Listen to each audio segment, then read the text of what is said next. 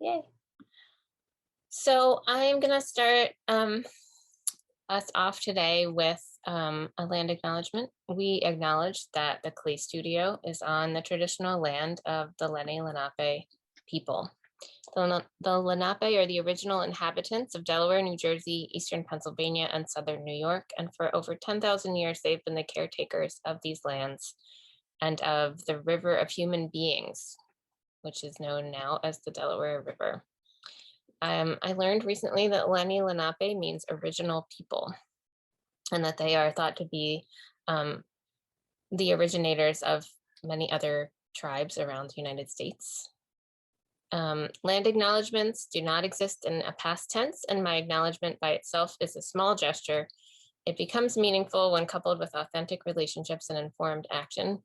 But this beginning can be an opening to greater public consciousness of Native sovereignty and cultural rights, a step toward an equitable relationship and reconciliation.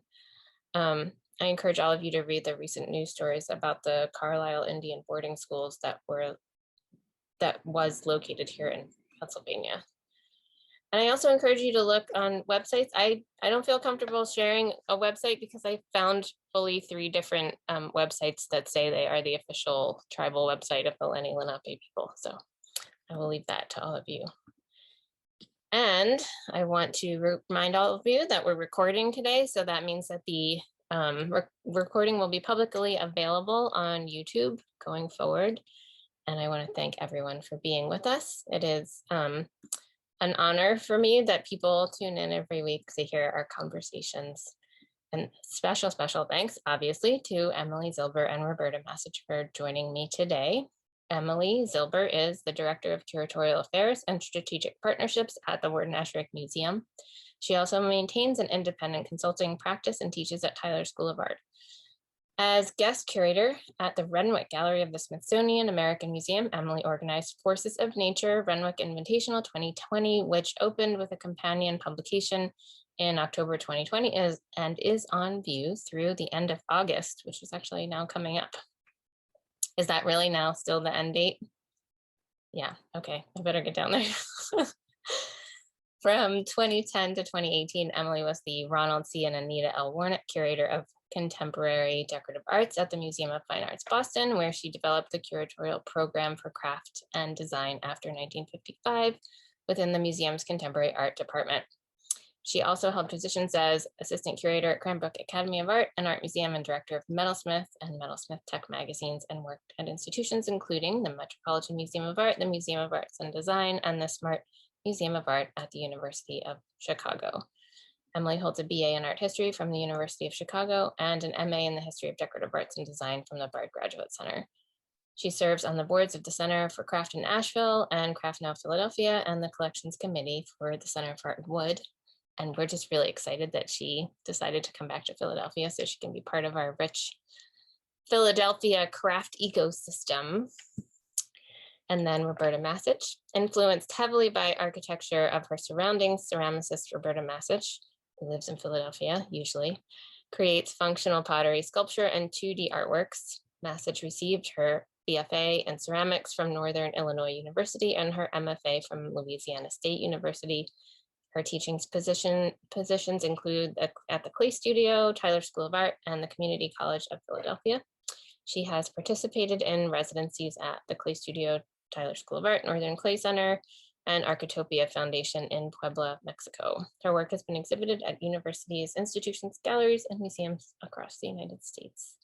We are so honored to have her as a resident at the Clay Studio, and I really enjoyed her time there and continue to enjoy her.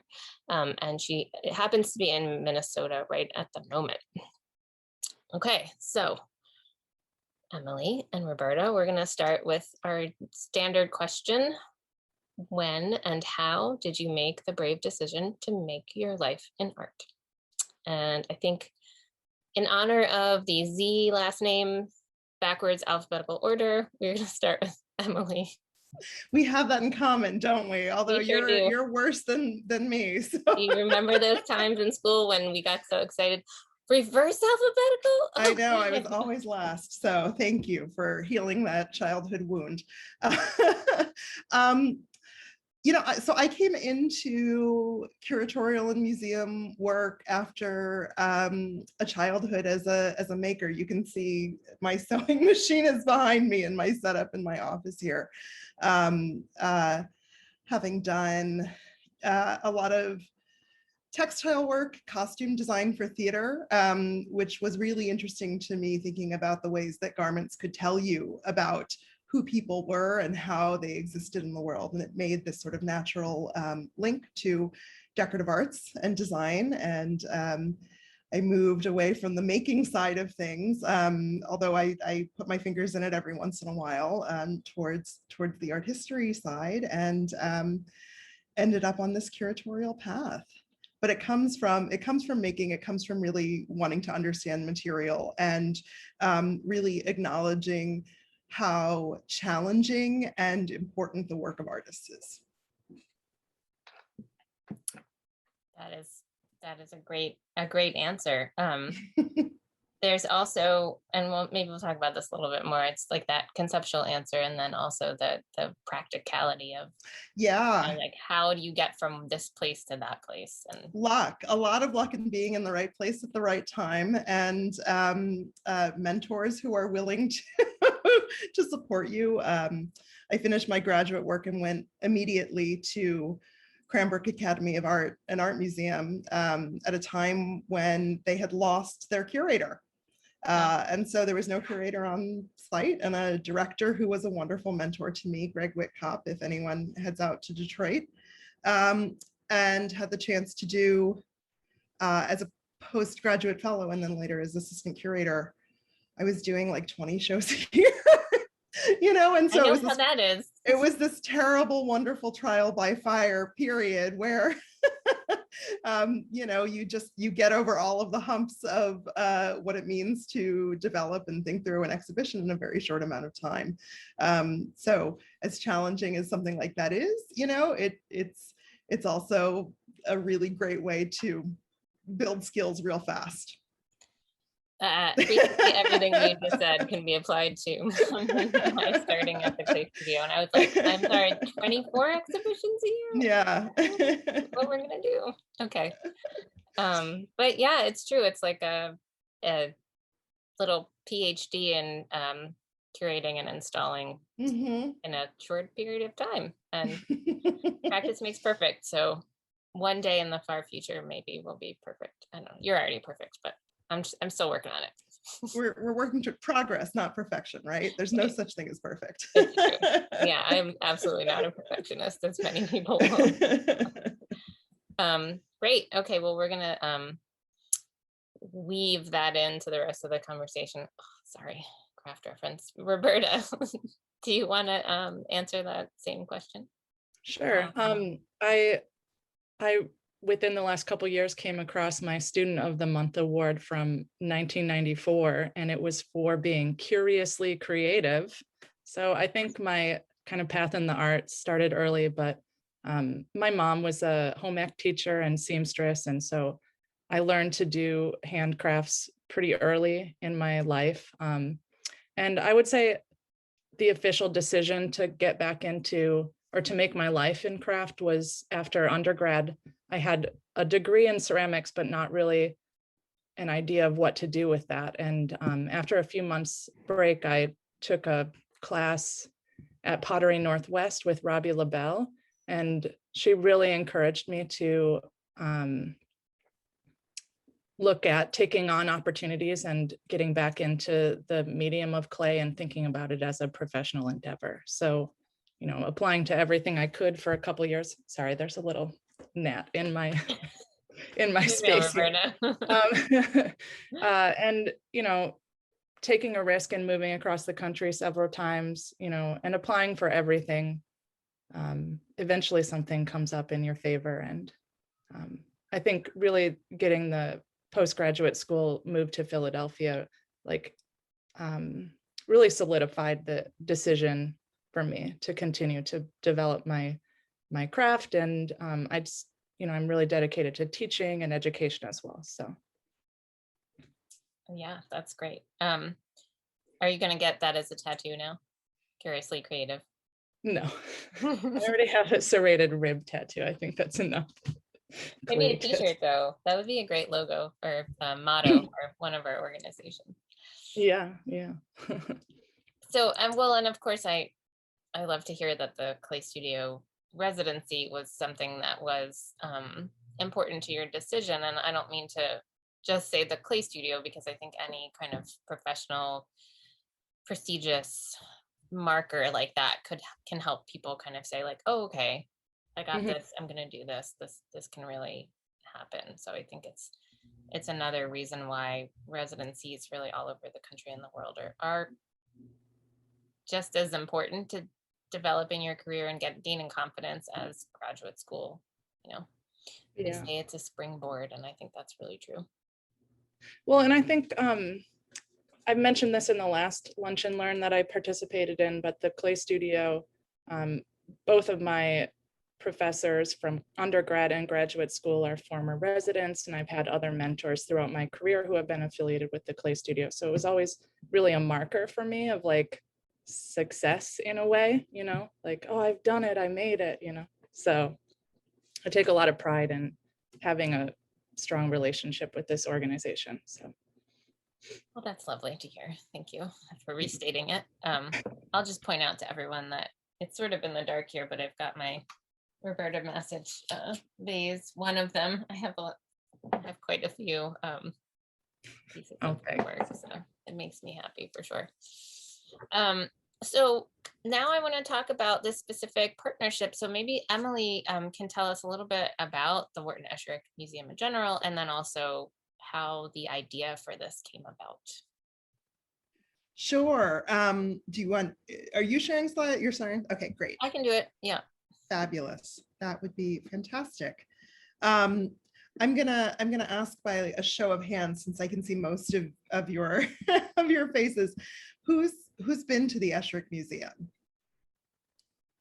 Okay, we've got a couple folks. I know there's some ringers from the Esherick Museum on the call today. So, if we could head back to the first slide. Oh, sorry. That is fine. All right, everybody, we're gonna give it away. I apologize. So no, that's perfect. Great. So consider this an open invitation to come and to visit us. We are, after a long closure, open to the public and soon to be expanding our COVID restricted tour schedule, not to sort of our full what we were before COVID yet, but there'll be more opportunities. So I hope that we can get some of you out to see the site. I'm showing here two photos of Wharton Esherick at different stages in his life. Esherick is really commonly considered one of the foundational figures of the studio craft movement, the father of studio furniture, somebody who was thinking about furniture in a sculptural and artistic way in this period, sort of between the arts and crafts movement and the onset of studio furniture. So Esherick started working in wood in terms of making wood block prints in the 19-teens, late and early 1920s, and then was making furniture by the late 1920s. So at the sort of tail end of arts and crafts, but before you get this return of folks after World War II into academic programs to study craft and sort of think about craft from the mindset of a studio artist. So Esherick has this really interesting and iconoclastic place as somebody who is a little bit ahead of that movement and was an inspirational figure for many, many in it. The Wharton Esherick Museum, Jen, if you can go to the next slide, is Esherick's home and studio on Valley Forge Mountain in Paoli, Pennsylvania. So about as far as you could get from Philadelphia, where Esherick was born and raised and studied. He attended PAFA as a painter, and then ultimately left that program shortly before completion because he was being asked to paint not like himself, but like William Merritt Chase, sort of teachers of the American Impressionist movement. but I do think you can see that sense of impressionism in the landscape here when you see these images of Esherick's really iconoclastic and unconventional home and studio, which feels in many ways sort of isolated from the world around it. It's its own little pilgrimage spot, and at the same time was the center of Esherick's life, in which he was connected to all sorts of interesting artists, writers, performers. It's sort of a focus point for these bigger networks that are really, really critical to Esherick. And if you come out to visit us, you have a chance to spend some time going through the studio. Jen, if you can go to the next image. I'm showing here two interior shots. On the left is Esherick's sort of main studio space, which with this magnificent spiral staircase that folks know. It's one of the sort of iconic kind of pieces, and it speaks to the twists and turns that are in Esherick's work, which are inspired by organic architecture, by Rudolf Steiner's philosophies. And then on the right is Esherick's dining room. And so you get this sense that when you come to the Esherick house, you're really enveloped in Esherick. It's very much a sort of Gesamtkunstwerk, total work of art kind of situation. Everything was either made by or owned by Esherick. It's almost as if you will walk into the space and he's just out for, to get the newspaper, and he'll be back any moment. So you really get a sense of the studio as a kind of self-portrait. It embodies the person. So Esherick's engagement sort of with other contemporary artists or with contemporary thinkers. So Esherick, died in 1970. Can you go to the next slide, Jen? He's had an impact on sort of major figures in the craft field, but it hasn't been through formal teaching. It's been through these kind of informal relationships. I'm showing an image here of Wharton Esherick and Wendell Castle together at the studio, and then Esherick and Castle pieces sort of in connection with one another. And you can sort of see how Castle takes what Esherick is doing and adapts it into Castle's own style. But certainly, Castle never formally studied with Esherick. He didn't formally teach, but he did have this outsized impact on the work of contemporary makers in the field. Jen, if you can go to the next one. And then in terms of what the museum does to engage with contemporary art making, it's happened in fits and starts. And one of the things that I have come to the Esherick to do is to increase those connections. So I'm showing here a really wonderful show from a couple of years back. The painter Becky Suss came and spent time at the Esherick home and studio, and Becky's known for these really remarkable interior paintings. Spent time documenting sort of moments and spaces that she felt really sort of captured her imagination there. Jen, if you can go to the next one.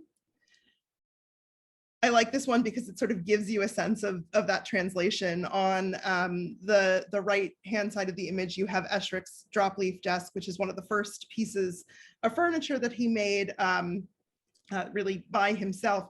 And then on the left, you have Becky Suss's interpretation of that moment in the studio. Jen, if you can go to the next one.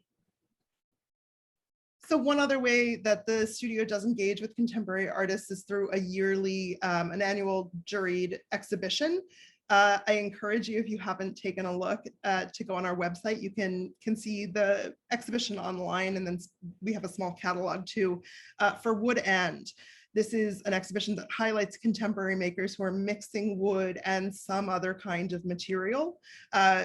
Every juried exhibition takes as its theme something that is a part of Esherick's own practice. And I love this work by Aspen Golan, where she has built this very, very beautiful, very traditional cabinet, and then this beautiful painting, enamel on glass that allows you to sort of disrobe these figures when you open up the cabinet. And she's saying really interesting and important things about gender and what we do when we use furniture, how there are parallels in our engagement with it and sort of our embodiment. So if you can go to the next one. just gonna land on two other images here of the interior of the studio. We received some funding from the Wingate Foundation to be thinking a little bit more deeply about contemporary engagement with the studio. And of course, that came right around the time that the studio closed, like everything else did. COVID came and the studio was, I would say, vastly underutilized, right? Putting together an exhibition, thinking about the space, which is really comes alive when visitors are able to come through it. We had to change all of those plans.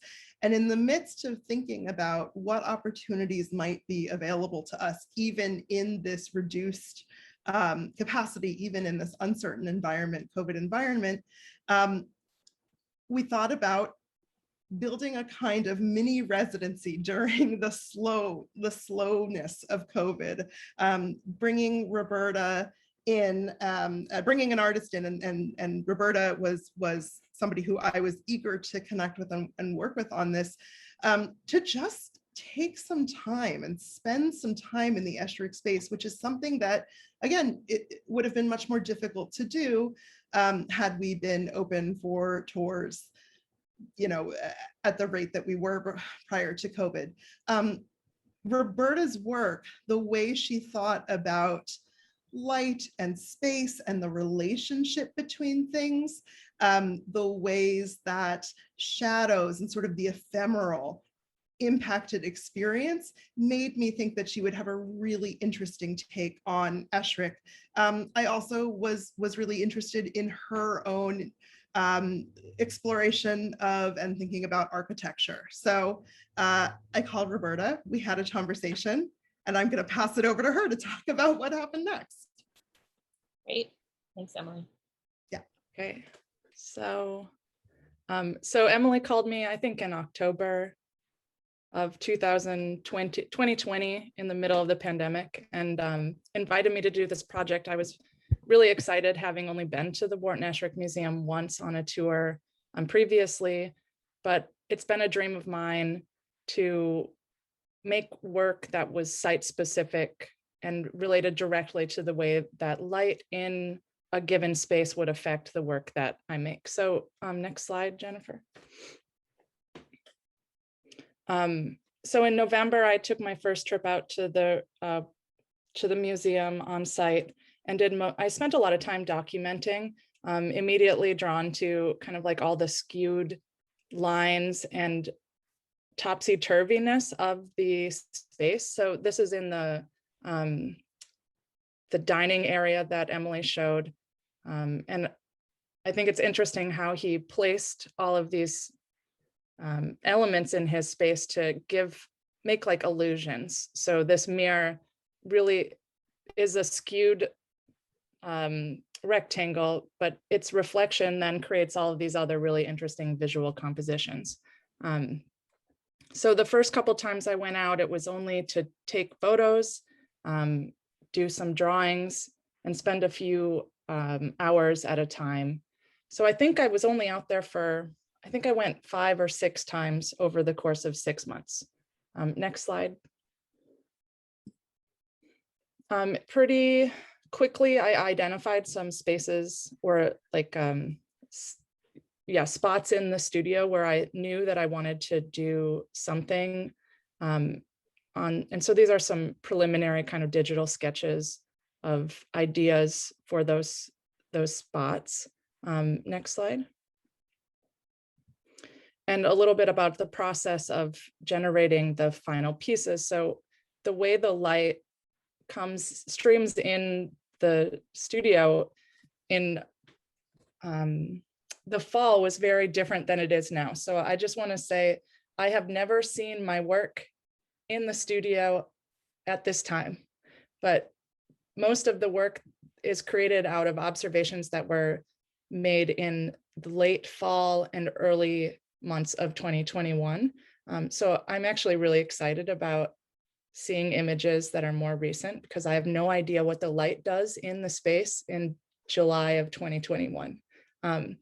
But I was taking a lot of photos of the way the light not only came in the windows, but interacted with the objects. And so you can see in the top photo on the left is this kind of hole underneath the stairs, in which the telephone is stored. And he has a lot of little accessories for taking phone calls. I'm not quite sure why he left that hole there, but my assumption would be so if he's standing down there, he could look and see what the weather was like at the time. I don't know. But I knew I wanted to do something to fill that space. And at some points of the day in late fall, the sun goes through that hole and hits the wall behind it. So I wanted to be able to distort that light at that moment when that happens in November. We'll see if it actually does. I'll say that this will be up through when we close for the season at the end of the December. So, you know, come in November and try to see if it's been replicated. Yeah. So taking the visual language of the way the shadows pass across the floor, I traced that kind of record of that moment and cut out, I guess one might say, like a little panel that fit into that space. So next slide. And so here it is in place. Something that surprised me was that it reflected onto the kind of lacquer of the, and it's not lacquered, but like the sheen of the floor. And this is something that's somewhat hidden. Some people who go through the museum may never see this because it's tucked down behind where you would stand if you were looking at that space. And next slide. When the light is on in the little telephone nook, it creates its own shadow that casts outward into the dining room. So there's a lot of layers of information happening, whether that's from the natural light coming in from the windows or the man-made light coming out through this gap, I'm calling it. I don't know what to call it, a phone hole, something like that. Next slide. Another area where I really knew I wanted to have a piece was on the hanging monkey sculptures that are in the main part of the studio. And when generating the form, I wanted to relate the kind of woven texture that Esherick's chairs had in the leather into the final piece instead of having a solid form. So I used handmade paper that has different sheens to it, but a transparent, airy quality. Next slide. And I apologize for the images here. There are much better ones on the website, Emily just showed me. But these two forms nestle in next to this hanging monkey sculpture, and the panels of color on the left side of each form reflect onto the monkey, but then onto the other pairing. I think duality is something that Esherick focused a lot on. If you look through the studio, there's a lot of kind of pairings of two forms that relate to one another, whether that's a relationship between two people, but that language is very similar in my work and Esherick's work, and I definitely wanted to carry that through in the objects that I created. Next slide. This window, which is right next to the, what is that, bookshelf? The drop leaf desk, the one drop leaf desk that Becky Suss painted, has probably what I consider the most magical kind of light play that comes in. Sometimes the light can really stream in and become very, very intense. And there's a wooden model for a chimney that was never built that sits in that window. And whether or not Wharton had that in place in that spot when he was there, I don't know, but I knew I wanted to hide a form behind it that would really illuminate the window with a glowing color when the light, when the sunlight was more intense, and then it would fade when the sun would go behind shadows. So that's what's happening here. On the left is just the form that I made, and on the right, you can see them paired together. Next slide. And you can kind of see that from the outside of the building when you're standing at the main entrance. On the right image, you can see the red form I made sitting inside of the blue 4-pane window But this area outside of the studio where Wharton Esherick would have walked in and out every day was really interesting to me because he, from what I understand, he shoved little pieces of natural and man-made objects into the cracks. And I thought that was a really interesting way to have a direct conversation with like an activity that he would have done having gone in and out of the space. So how could I create something that would highlight that area? On the right, there's a small triangular green form that I made by actually taking the clay on site and pressing into the cracks.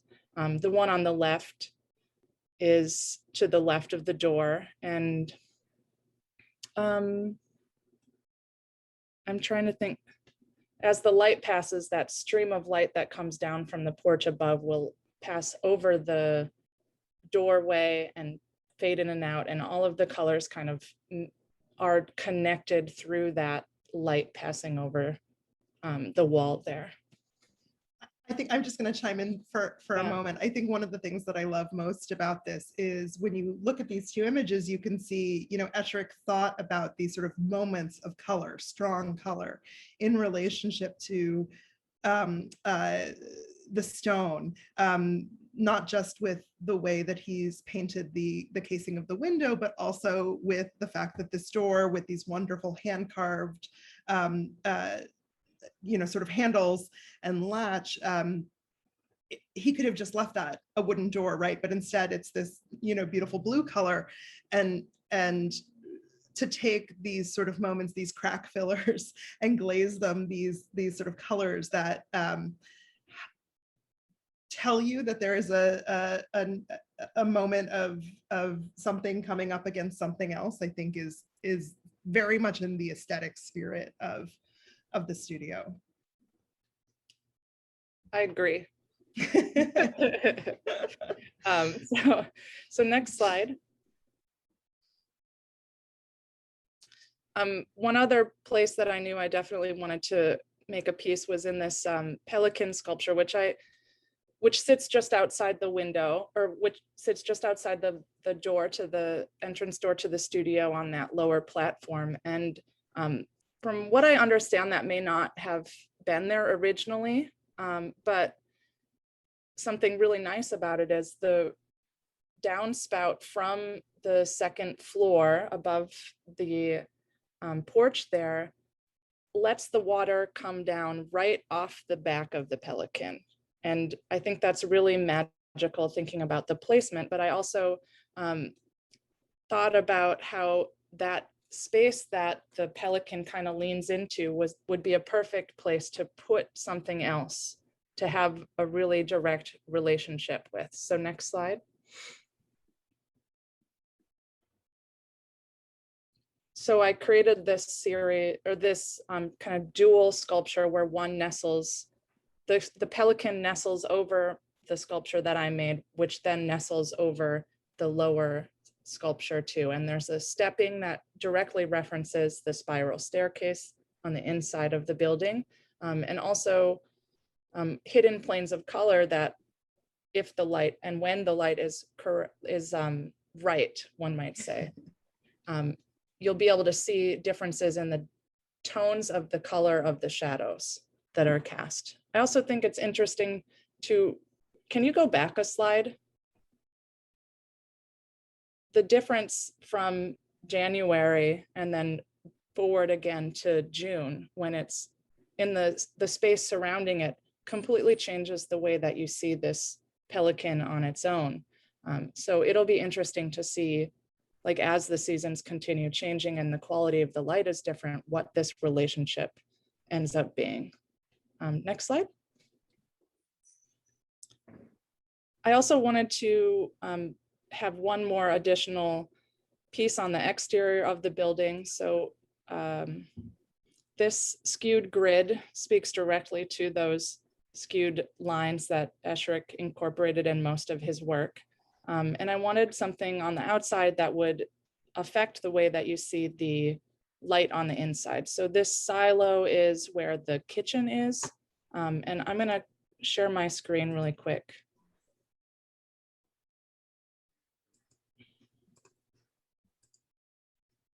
So you can see a quick time-lapse video of what the light does on the inside of the kitchen on June 15th, 2021 at 5:50 at night or so. So this time lapse was actually between 5 o'clock and I think 9 p.m. when the sun would have come down, which is doing something different than I expected, because when I planned out this piece and sorry, do you want to go back to the other? When I planned that piece out, in the fall, the sun is much lower in the sky and it illuminates that room very differently than how it did when I installed the piece in June.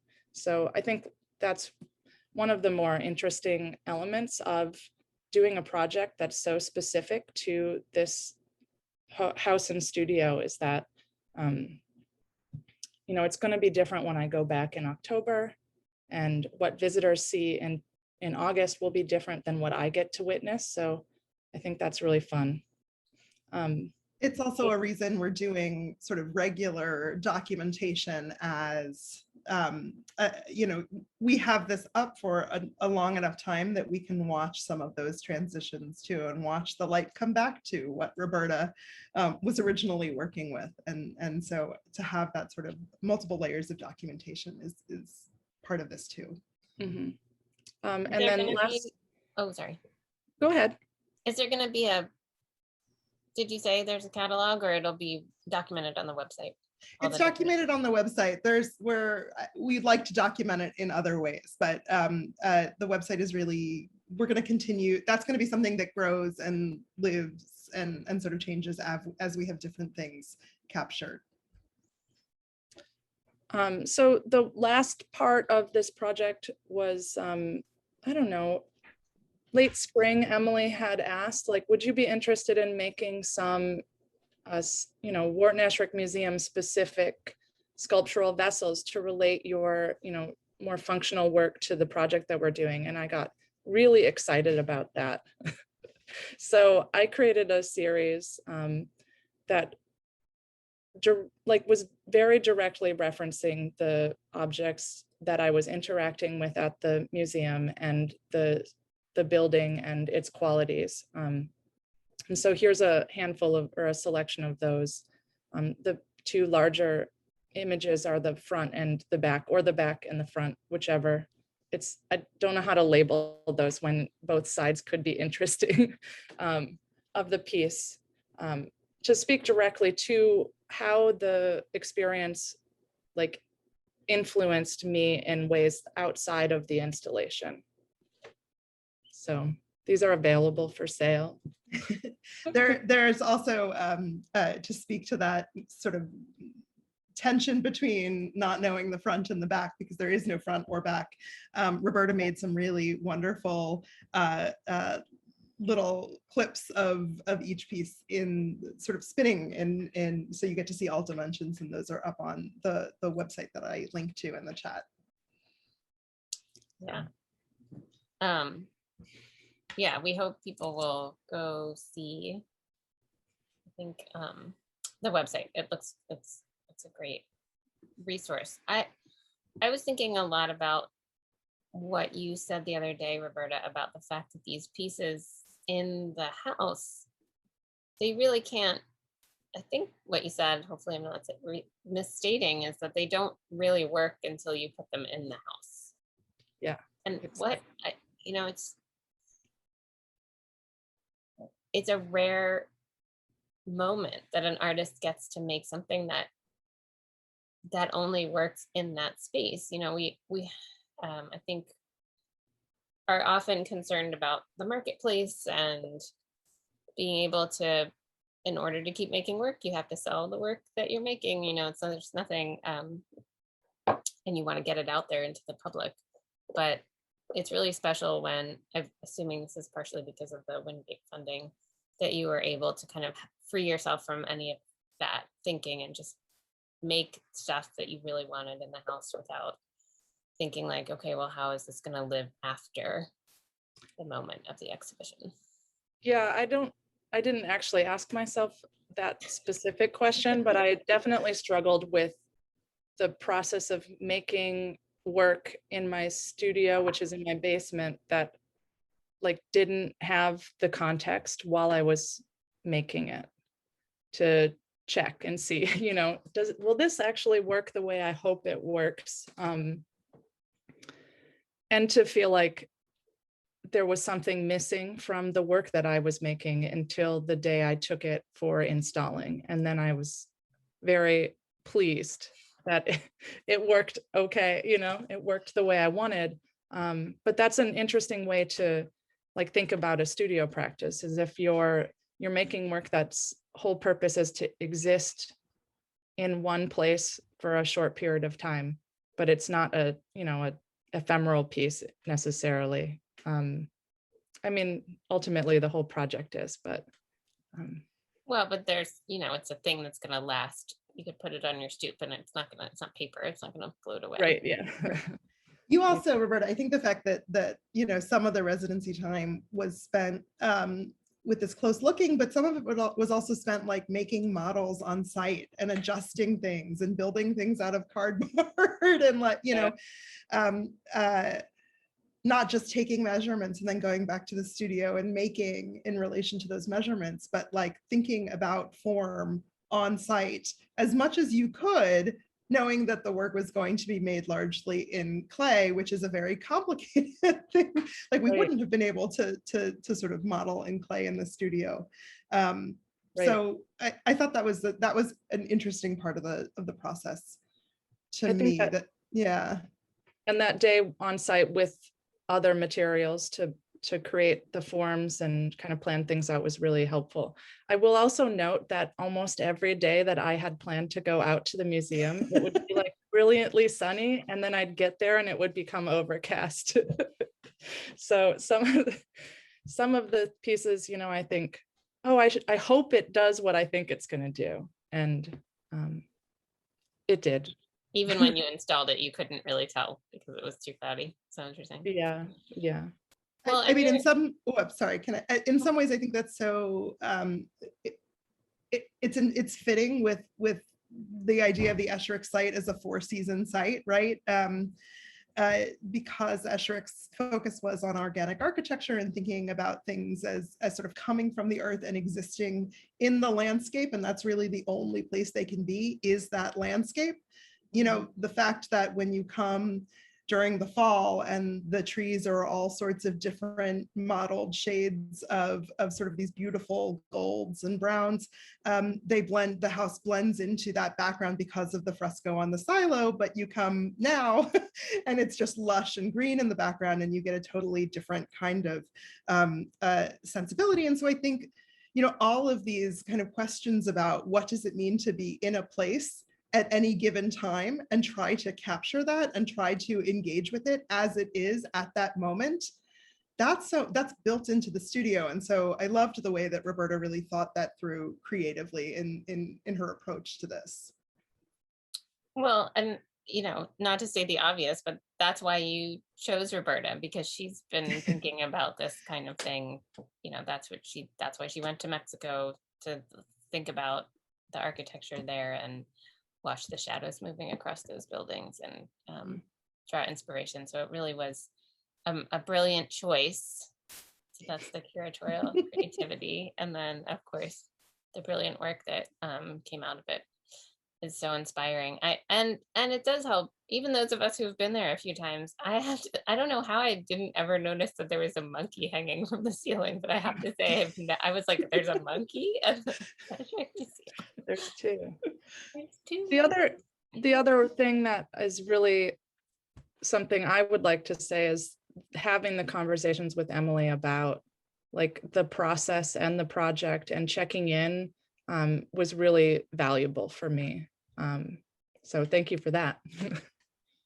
So yeah, what do you, oh, go ahead, Emily. No, I was going to say I think it was one of the things that's so interesting when you're thinking about a historic house, right? Where the occupant is gone, you're sort of learning about them through the objects, the stuff of them, but also ideas about them, right? We think about legacy and what it means. And to be able to have conversations with Roberta about how do I approach this legacy? How do I approach these materials? Is this like a church or a shrine, or is this a living artistic space? Does it have to be one or the other all the time, right? Like those are really interesting questions that you have to grapple with anytime that you're sort of thinking about a legacy organization that's centered around the life of one artist. And I think Roberta was so thoughtful in how she approached that, and cautious, but not cautious, but willing to push boundaries. I think, which is in some ways a great way to engage with that, right? Respectful. I think, that's the, in addition to cautious, I think of respectful, which means that you don't have to hold back your own creativity, but you're not, you're making great work that makes people look at Esherick's work more closely as well. But also her work is in dialogue with it, right? It doesn't, Yeah, right. It's not that Esherick's work is there and hers is a response to it per se. It's that this new conversation is also happening because of Roberta's voice and vision. So I think navigating through all of those ideas and questions, we did talk about that a lot while we had this time in the studio together. Mm-hmm. Do you have, Roberta, like a thing that I feel like we've talked before about, you do a project and something becomes the idea that you then bring forward to your work in whatever your next project is going to be. Is there something that you feel really rises to the surface of what you're going to take from this Esherick project and move forward with? I would say the sculptural vessels that we had a conversation and decided to create was something that I'll continue doing, like a more direct kind of references to these spaces that I find, curious or interesting. And that's primarily what I'm in Minneapolis to do. So I think having the kind of like, it's not necessarily an assignment, but like a framework under which to make a series of new vessel work was really positive for me. So yeah. And Emily, I know you're going to continue this, or maybe I'm sure you're already planning for future iterations of artists coming in. Do you want to say a little bit about that? Yeah, I mean, the way that I think about this site is that if we engage contemporary makers in its life, then the stories it can tell are limitless, right? And as an organization that's coming up on its 50th anniversary, but which has only dipped its toe in small ways into engaging with contemporary artists in a way that is has a certain degree of depth to it. That's very much a strategy I'm thinking about for how you build on sort of 50 years of this space and take what is at its core the sort of essential excitement of just being in this really wonderful space, but then also say, and here's why it's important beyond that. Here's what it gives to artists. Here's what comes out of looking at and engaging deeply with something. So stay tuned. Yeah, well, and I will say we've got 50th anniversary plans that are very exciting. Our 50th is coming up, and my evil plan is that we're gonna all have some kind of Philadelphia craft renaissance. I'll hold you to it. So yeah, we're gonna do it. And I know Roberta had a takeover on the Craft Now Instagram, and I just want to shout out to Craft Now for supporting all of us in that way, also to kind of unify and amplify. And that's important work that we are all doing together. I know we have a couple of questions. Raymond? oh my gosh, Emily broke back already. Wow. Raymond about Esherick and Frank Lloyd Wright. Yeah, do you want to just say that verbally? I'm not going to read your words. Sure. So there was a question about Esherick's connection with Wright. Wright was somebody that Esherick was inspired by his ideas, but not necessarily his aesthetics. But that idea of organic architecture, that a building can be sort of cited and should be a part of its environment in really meaningful and critical ways, is definitely something that Esherick took from Wright. Esherick believed that curves are the most interesting forms. You are hard pressed to see any of his works with that don't have some kind of curvature in them, and that a straight line took no thought. So you can see how some of the geometry that Wright worked with wouldn't necessarily be to Esherick's taste. Yeah, and I guess we don't know if they ever crossed paths. Perhaps. I can't speak to that. Yeah, find out when we for certain, but not that I'm aware of. Point to the fact that there was there's a new cache of documents that's being examined that Emily is working on at the Esherick Museum. For those of you who are interested, the Michener Museum is having an exhibition this fall on Esherick and 3 of his female patrons. So that should be really exciting. So there's definitely a moment, and we're excited that you both came and spoke to us today. Raymond likes straight has no thought. Yeah, that's funny. Thank you so much for joining us. Anyone? Oh, you're on mute somehow. I just said I'm just adding that link to the show at the Michener to the chat here in case people want to check it out. We'll be doing some interesting programming collaboratively with them around that too. Great. So I'll just quickly say next week we're going to have Copal Seth in Lunch and Learn. She is a resident, has been this past year, and has an exhibition up in our space.